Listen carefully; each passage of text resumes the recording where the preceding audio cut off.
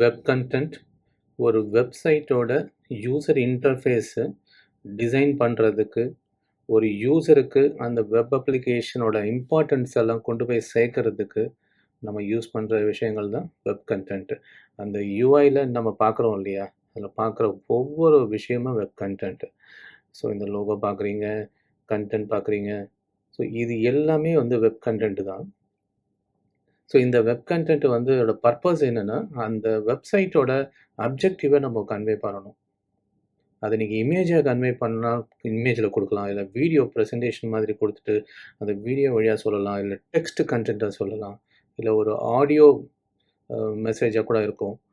இந்த மாதிரி என்ன டைப் ஆஃப் டேட்டா வேணா இருக்க முடியும். பட் இங்க மெயின் ஆப்ஜெக்டிவே அந்த யூசருக்கு அந்த இன்ஃபர்மேஷன் போய் சேரணும். ஸோ அதுக்கு we are designing web content. இந்த வெப் கன்டென்ட்டோட இம்பார்ட்டன்ஸை நம்ம பார்த்துட்டோம். இந்த வெப் கன்டென்ட்டோட டைப்லாம் என்ன? அதை எப்படி நம்ம இது உருவாக்குறது? ஸோ இந்த வெப் கன்டென்ட்டோட அப்ஜெக்டிவ் புரியுது. அதை எப்படி டெவலப் பண்ணுறது? ஒரு வெப் அப்ளிகேஷனில் எந்த மாதிரி வெப் கன்டென்ட்லாம் இருக்குன்ட்டு ஒரு ஹை லெவலில் கேட்டகரைஸ் பண்ணிவிட்டு, அதை பேஸ் பண்ணிவிட்டு நம்ம டெவலப்மெண்ட்டை ஸ்டார்ட் பண்ணாக்க, டெவலப்மெண்ட் ரொம்ப ஈஸியாகவும் இன்ட்ரெஸ்டிங்காகவும் இருக்கும். ஸோ இந்த செஷனில் நம்ம வெப் கன்டென்ட்டோட டீட்டெயிலாக பார்க்கலாம். Based on the type of content இந்த கேட்டகரி இங்கே பார்க்கலாம். Text content.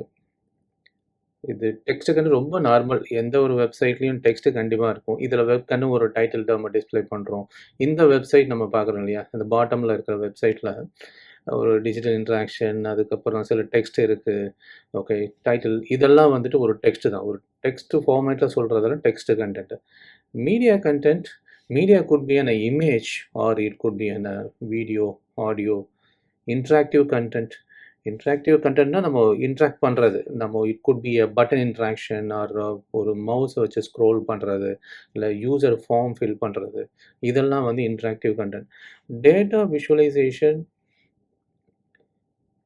ரொம்ப சிம்பிளா, ஈஸியா சொல்லணும்னா, ஒரு கிரிக்கெட்டோட ஸ்கோர் நம்ம பார்க்குறோம் இல்லையா? இப்போ நீங்க கிரிக்கெட் கேம் நடக்கும்போது, லைவா பார்க்கும்போது, ஒரு சார்ட் மாதிரிலாம் உங்களுக்கு டிஸ்ப்ளே பண்ணுவாங்க. ஸோ இதெல்லாம் டேட்டா விஷுவலைசேஷன். நெறைய டேட்டா இருக்கும். அது எப்படி ஈஸியா நமக்கு காமிக்கிறதுன்றது டேட்டா விஷுவலைசேஷன்.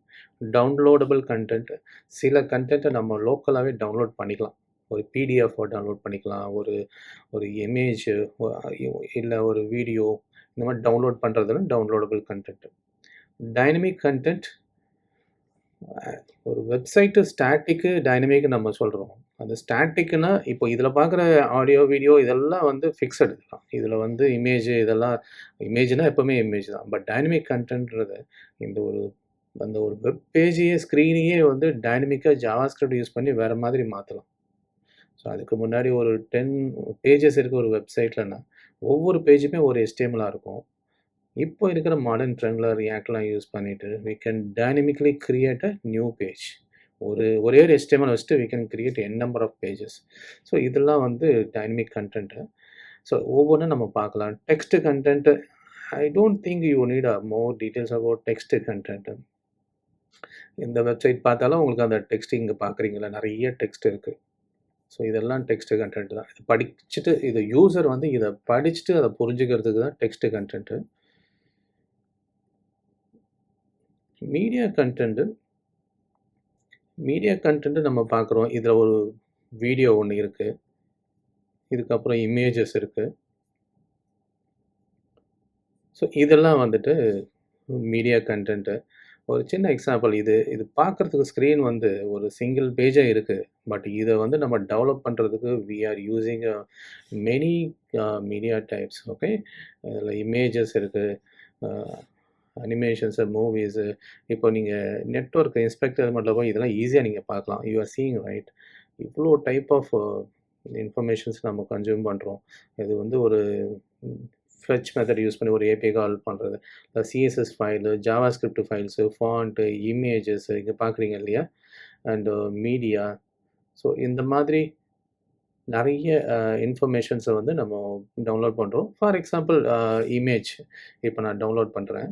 திரும்ப ரன் பண்ணீங்கன்னா, you can see so many images.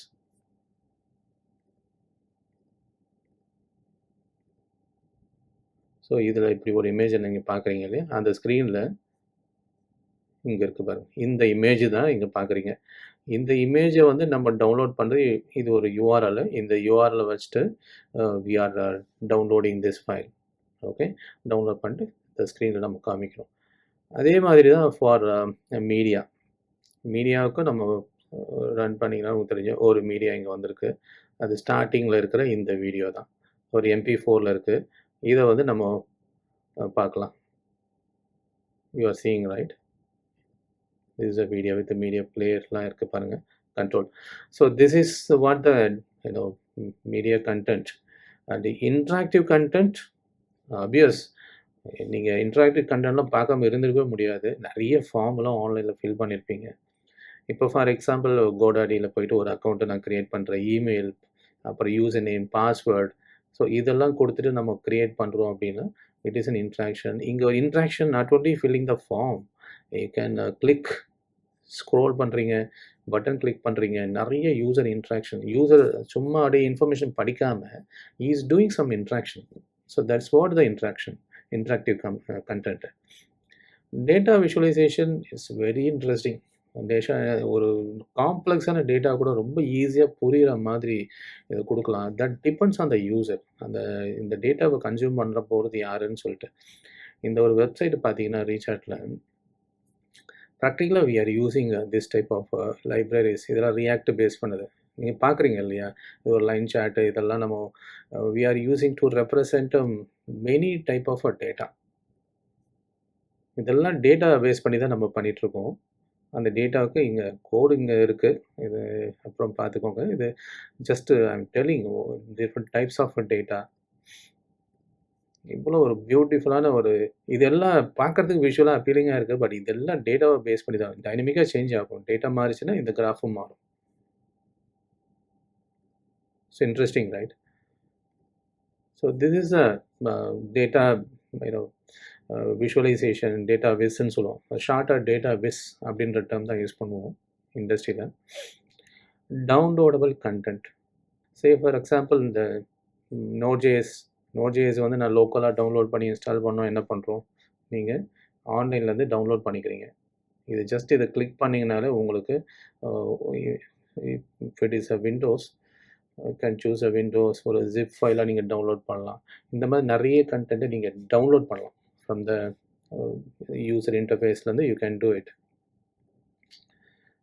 Dynamic content, so obvious இதுதான் இன்னைக்கு industry.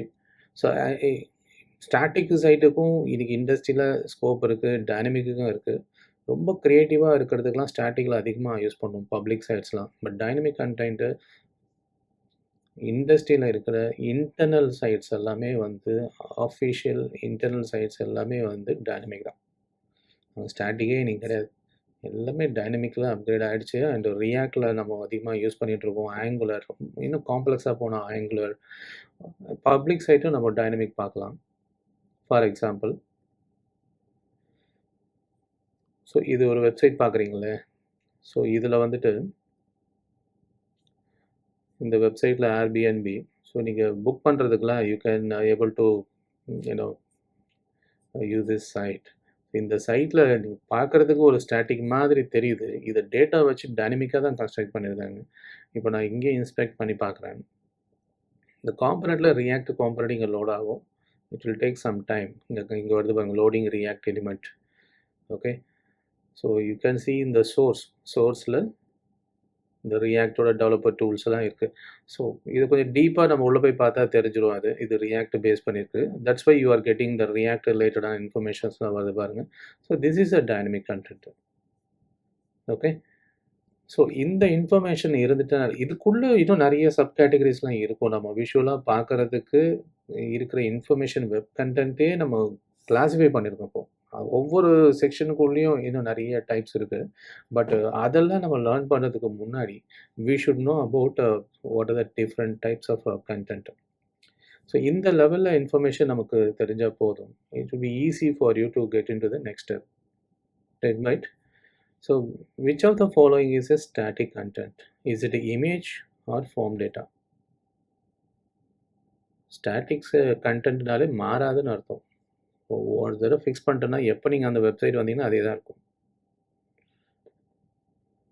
So the answer is image.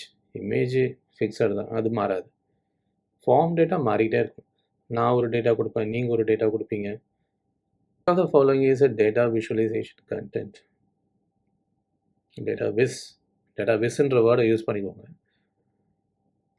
Table, graph, both. The answer is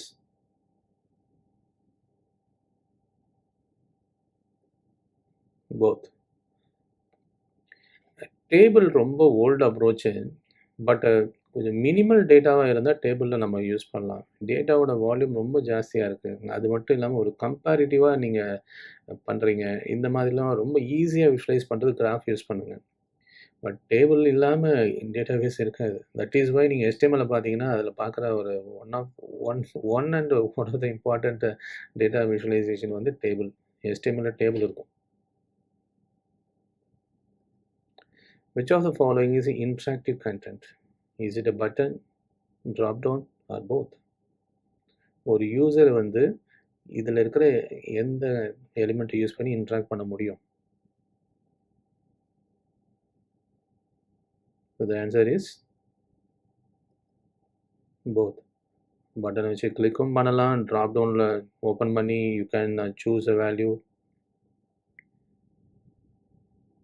so இந்த செஷன் ரொம்ப யூஸ்ஃபுல்லாக இருந்திருக்கும்னு நினைக்கிறேன். இதில் இருக்க இன்ஃபர்மேஷன்லாம் உங்களுக்கு ஆல்ரெடி தெரிஞ்சிருக்கும். பிட்ஸ் அண்ட் பீஸாக அங்கங்கே நீங்கள் பார்த்துருப்பீங்க. பட் ஒரு டெவலப்மெண்ட் போகும்போது ஒரு டெக்னிக்கல் பர்சனாக நீங்கள் உள்ள டீப் டைவ் பண்ணும்போது கண்டிப்பாக இந்த கேட்டகரிலாம் உங்களுக்கு இம்பார்ட்டண்ட்டாக இருக்கும். இப்போ ஃபார் எக்ஸாம்பிள் மீடியா சொல்கிறேன். மீடியாவுக்குன்னு அந்த கண்டென்ட்டை க்ரியேட் பண்ணுறது டிஃப்ரெண்ட் டீம். அதை டெவலப்பர் பண்ண மாட்டாங்க, அது டிசைனர் பண்ணுவாங்க.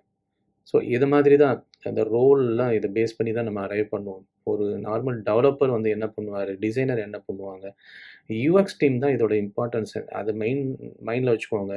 வெப் கண்டென்ட் வந்து யூஎக்ஸ் டீமோட நிறைய ரிலேட்டடாக இருக்கும். அவங்க தான் டிஃபைன் பண்ணுவாங்க. விஷுவலாக இந்த ஸ்க்ரீனில் எந்தெந்த எலிமெண்ட் வரணும், என்ன கண்டென்ட் வரணும், அது எப்படி இருக்கணும், என்ன கலரில் இருக்கணும், என்ன சைஸில் இருக்கணும், இது எல்லாமே யூஎக்ஸ் டீம் தான் சொல்லுவாங்க. Okay, so based on that you can create a beautiful user interface, highly useful user interface. Okay, that's good. Thank you.